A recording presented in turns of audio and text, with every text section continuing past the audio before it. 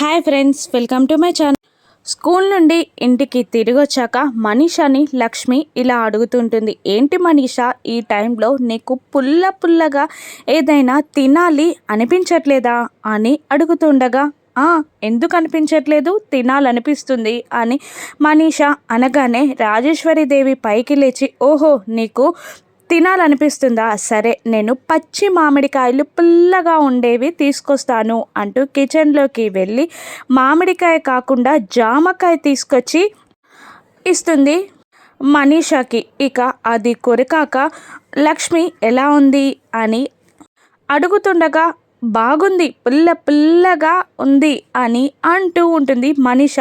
ఓహో అవునా, పచ్చి జామకాయ వగరుగా తీయగా ఉంటుంది కానీ పుల్లగా ఉందా అని వెటకారంగా లక్ష్మి అనగానే తను దొరికిపోయినందుకు ఆ జామకాయని, లక్ష్మిని, మిత్రాని మార్చి చూస్తుంది మనీష.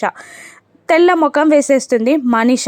ఇక మిత్ర కూడా మనీషాని అదో రకంగా చూస్తూ ఉంటాడు. ఇక మనీష ప్రెగ్నెన్సీ డ్రామాని లక్ష్మి ఏ విధంగా బయటపెడుతుందో, మనీష ఎదుర్కోబోయే సమస్యలేంటో, లక్ష్మి చెక్ విధానం ఏంటో రాను ఎపిసోడ్స్లో చూద్దాం. Thank you for watching.